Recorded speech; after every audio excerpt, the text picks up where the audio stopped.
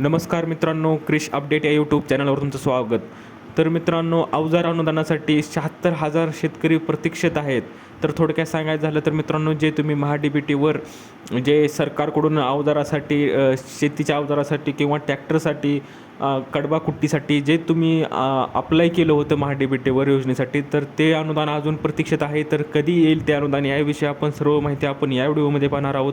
तर शेतकरी मित्रांनो, तुम्ही जर शेतकरी असाल तर चॅनल सबस्क्राईब करायला विसरू नका, जेणेकरून शेतीविषयक सर्व नवीन लेटेस्ट अपडेट तुम्हाला या चॅनलवर तुम्हाला मिळून जातील. तर मित्रांनो, आपण पाहू शकतो की 76,000 शेतकरी प्रतीक्षेत आहेत अनुदानासाठी.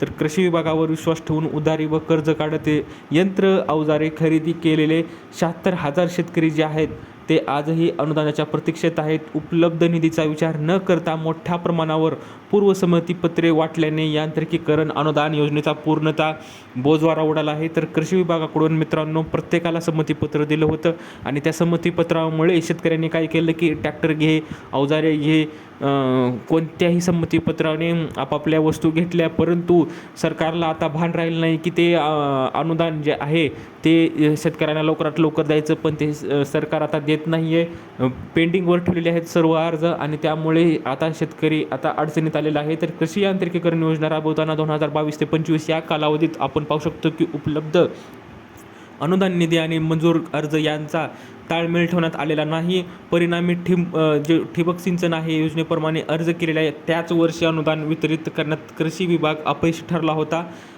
अजून हजारो शेतकऱ्यांना अनुदानासाठी प्रतीक्षा करावी लागत आहे. अवजारांसाठी कोणतेही ठोस निर्णय न करता मोठ्या प्रमाणावर अर्ज मागवण्यात आले आणि परिणामी अर्जाची संख्या जवळजवळ 45 लाखावर पोहोचली आहे.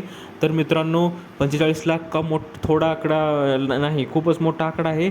तर मित्रांनो, एवढ्या शेतकऱ्यांना संमतीपत्र दिले आणि जे तुमचे जे योजनेअंतर्गत अवजारे घ्यायला परवानगी दिली, पूर्वसंमती दिली आणि त्यांनी घेतल्यानंतर आता सरकार आता हात मागं घेत आहे, अनुदान देत नाही आहे शेतकऱ्यांचं. आधी शेतकऱ्याला 100% पैसे खर्चून ते अवजार घ्यावे लागतात. समजा आता तुम्ही कडबा कुट्टी घेतली, ट्रॅक्टर घेतलं तर स्वतः आधी पैसे द्यावे लागतात. परंतु आता सरकार पैसे देत नाही आहे, थांबलेला आहे, पेंडिंगवर आहे. सरकारकडेच पैसे नसल्यामुळे हा आता मोठा प्रश्न आलेला आहे. तर मित्रांनो, असे ही अपडेट आहे. पुढे जर अजून काय अपडेट आले तर तुम्हाला लवकरात लवकर याविषयी कळवेनच. दिलेली माहिती समजली तर व्हिडिओला लाईक करा, जास्तीत जास्त शेअर करा, चॅनलला सबस्क्राईब करायला विसरू नका. तर भेटूया पुढच्या व्हिडिओमध्ये. तोपर्यंत धन्यवाद.